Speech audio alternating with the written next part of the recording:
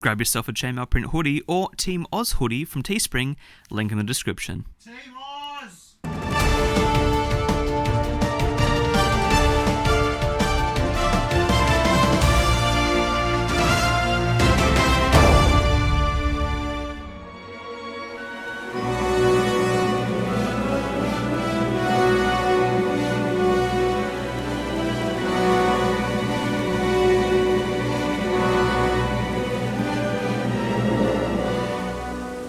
Star Wars has been a really important part of everyone's life. If you don't distinctly like Star Wars, there's at least someone you know who loves Star Wars. It's very, very common in pop culture and it's been parodied a lot. So much so that basically now whenever we talk about lightsabers and space, Star Wars is the go-to.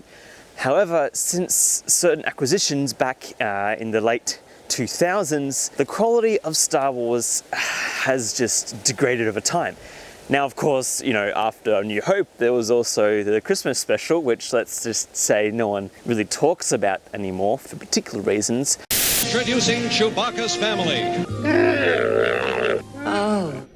Today, I want to talk about, for those who just feel so frustrated with what Disney has done with Star Wars, there's one thing that we can enjoy. And I know this is just such a petty thing to have to point out because, I mean, they made a trilogy, they've got TV shows, and, you know, as much as I look forward to the Obi-Wan Disney Plus series, with what's happening with Boba Fett and how much they're relying on Mando to really pull the franchise forward, and, you know, even some issues in that regards as well.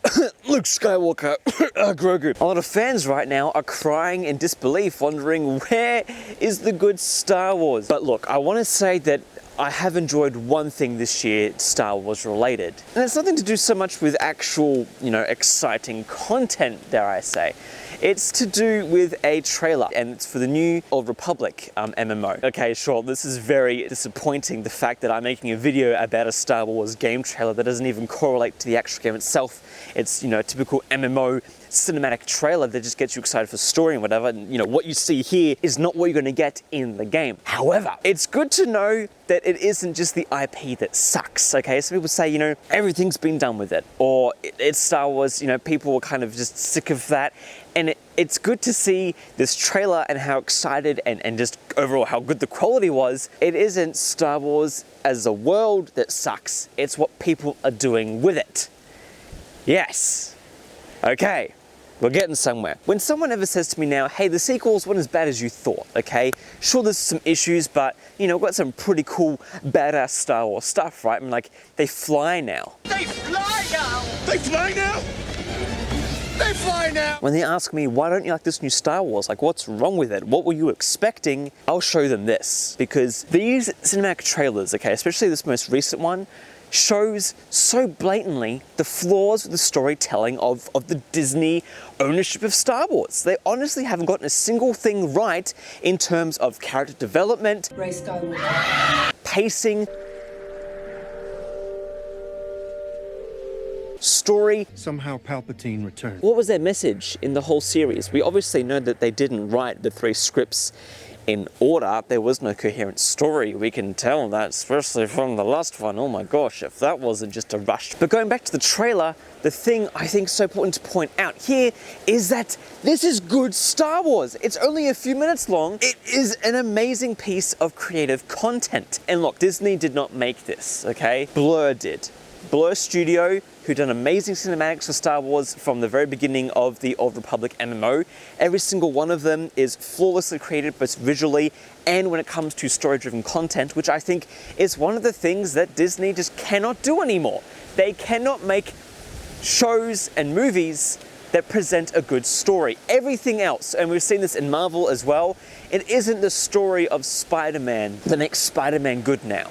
It's the Daredevil appearance. It's the other 2 Spider-Men who showed up. And that's what makes a good Spider-Man film now. It wasn't the substance of who Peter Parker was, although we did finally explore that, but then it makes me just scratch my head and saying, what were the last 2 movies? And it's the same with Star Wars as well. You don't get lightsaber fights now because it builds up to an amazing climax. Like, Luke did not win against Vader in The Empire Strikes Back. That was the fall of Luke and his story, and there was this character development of him learning to be a Jedi, understand the Force, talking to Yoda, but there's this amazing arc we get with Luke that we realize that Vader is stronger than him. He thinks, okay, I've got a lightsaber now, I understand the Force, I've comprehended, I've trained this time. You know, last time he was just Obi-Wan saying a voice in his head, you know, in a spaceship that made him win the day. Now he's prepared. But that isn't what happens. No, he faces the villain and he loses. He finds out a really dark truth. He doesn't know what to believe. There's an amazing arc in the original trilogy, and the more that I go back to look at these old things and compare them to the new stuff, I realize how hollow these movies were. And I knew that they sucked. Like, okay, don't get me wrong, I knew they sucked. But the more that I look at things for my job with storytelling, the more that I realize that if they don't have good arcs, if there isn't good pacing, if there isn't stakes in the story, then that is not good media. Because the reason why we watch media and play games is to discuss ideas and experience things in a safe environment. Why do we make such a big ruckus about the Rings of Power? Why we always complain about Kathleen Kennedy? Like, why are all these things so important to us as fans? It's not just because we enjoy this content, it's because what the content represents and what it does to us as a community and people. Like, there's a reason why we've transitioned from sitting around a fire and telling stories from the elders to now going to a cinema or sitting on our couches to watch a TV show or movie. Those things had a purpose back then and they do now. Are they essential as having a house, having a job, providing for yourself and for your friends and for your family? No, of course not. There's more essential things that we need to live, but that's not to say that they don't have an importance in our lives. And so when we go back to this trailer, the way in which that they present characters and conflict and strife and growth and development in these few minutes of a trailer, issue with the sequels is that there isn't much of that, if any at all. I mean, we can just look at Rey and see how she has not changed at all through the 3 movies. Her hairstyle changes and her lightsabers do change. Fantastic, but tell me, where is the conflict in this new trilogy that's the same with the prequels and the original trilogy? Return of the Jedi is so powerful, not because it's about a father and son having a lightsaber fight. It's about not knowing whether or not Luke's going to turn to the dark side. It's not knowing whether or not he's going to lose again, because guess what? Last time he did lose.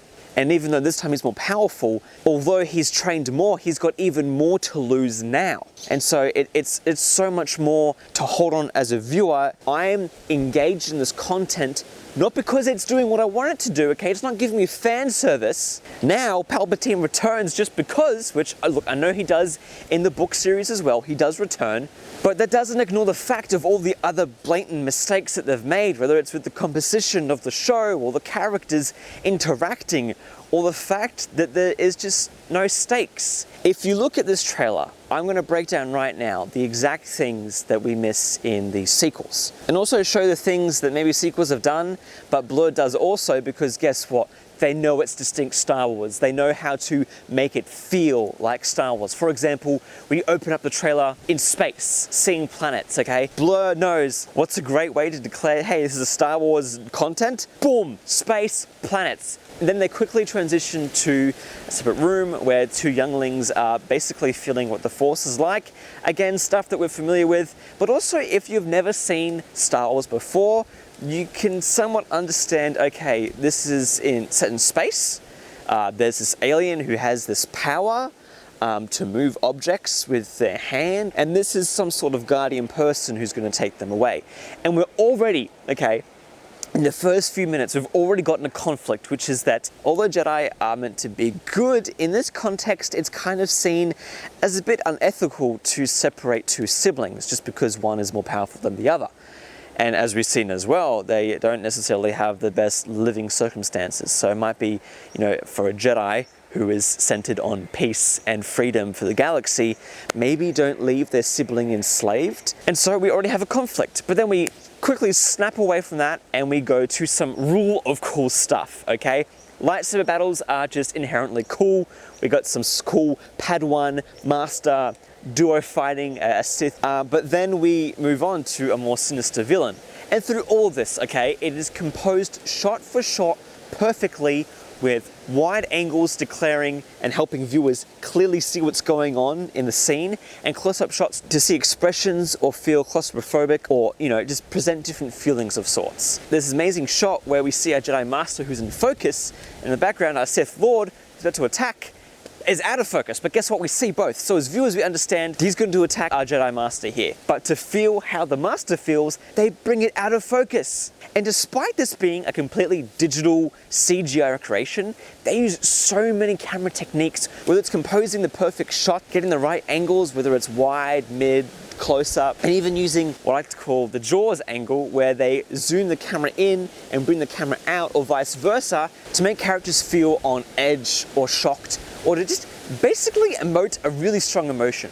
And that's something that this trailer has that none of Disney has. None of Disney can do this, and Boba Fett ruined this for me, okay? Boba Fett is what made me so frustrated, because characters wouldn't react. They would say stuff, but we'd never get the reactions, really. Really. We would never get reactions. And in this trailer, in this trailer, we finally get the golden rule of show, don't tell. I mean, it's funny though, because I say that, and then there's a part where the Jedi Master, he gets offed, and we don't see it, but it makes it more impactful, because instead of seeing the Jedi Master's head chopped off or whatever, we see the Padawan's response to that. We see her emotion, her anger, her doubt, her sadness. We see it all come out. And instead of saying, I'm angry, or, why are you so angry? What is this? We don't see any of that. This is the one thing that Disney just does way too much of, and that's exposition. That's monologues. And look, monologues can be good in context when you're trying to hype up a group of people. I think, you know, sport movies do a great job of this, where it's like, okay, the coach is trying to hype up the team. That makes sense. When you're fighting a Sith Lord, he's not going to ask you why you're sad. He knows that. And you don't need to explain to the viewers how that Padawan feels through the Sith Lord, because in that situation, it's not going to make any sense. It doesn't make sense for Siths to be saying that. What does make sense is for him to be manipulating you and make it seem at least like he has empathy for you because you lost your brother. And, you know, despite him being able to get out of rocks, lays there for a large portion of it because he wants to seem like he's helpless, like he's not a threat to you, the Padawan. There's so many layers of details here that just blow my mind, that if Blur could be given like a 2-hour-long budget for a movie, they would make incredible stuff. It just makes me so frustrated that this trailer, okay, short and concise, has more weight in the story, has more expression in the characters, has greater growth, and we don't end on a good note, but we end on a powerful note. Instead of giving me crappy Mary Sue characters, or characters who just argue for the sake of telling the viewer what's going on in the world and the story, okay? Instead of giving me just soulless corpses of a franchise I once loved, maybe have a look at the comment section of certain videos and actually listen to fans, the people who have enjoyed this stuff to begin with, and have enough knowledge of storytelling, because guess what? Guess what, big corporations? We can smell your garbage a mile away, okay? Mile away, we can smell it. It stinks. It stinks. You know why it stinks? Because it doesn't include the nice garnish, or rather, should I say, the actual plate main dish that is a coherent story with good character arcs. We're not getting that. We got it in this trailer. Holy crap. I'm so glad this trailer was made. Basically, Disney is a soulless machine. And Bob Iger even said that he kind of regrets buying Star Wars. Marvel's been fantastic, Marvel's been great, but Star Wars, there's been lots of backlash and issues having here, and I think a lot of that came to with Marvel at the time when the movies started being made. No one really knew who Iron Man was or understood him. I personally, as a kid growing up, I knew Spider-Man and Batman. And Iron Man, the first movie especially, stood on its own 2 feet because it was the main character who had to learn and grow and develop, and we had villains who were interesting and had backstory and motives of doing things, and there was a resolution and conflict, things were at risk. It was an amazing movie because it stood by itself. Where now, we see it in Marvel, we see it in Star Wars. People are excited because certain characters show up, but when it comes to the most important part of movies and television, that being plots and characters, and not just characters as in that person's interesting, but characters as in they have struggles they need to react to, sometimes they overcome it, sometimes they fail from it. And it's exploring those feelings and emotions people go through is what making stories is all about. And so Disney, I plead with you, look at Blur. Maybe take some, courses on how to make a decent story. Look at some of the best films in history and maybe write down what makes those stories good, but excluding CGI and, named actors basically. And you'll see that what you're missing is a good script and good motives. So this was going to be more of an analysis on the trailer itself, but it's kind of turned me into just calling out Disney and every other major corporation, film production company or whatever you want to call them, the big organizations that make content media for us, but they've sucked in the past 10 years basically. Look, we might not get any good Star Wars for the foreseeable future, but what we do have is the legacy stuff. We've got this amazing trailer, and look, fans, we can make content, okay? YouTube's still a platform that is open enough for fans to make things. And so while we still have the power, do it. I hope you all enjoyed the video, and if you're not already, then please do subscribe, like the video, and I'll see you on the next watch.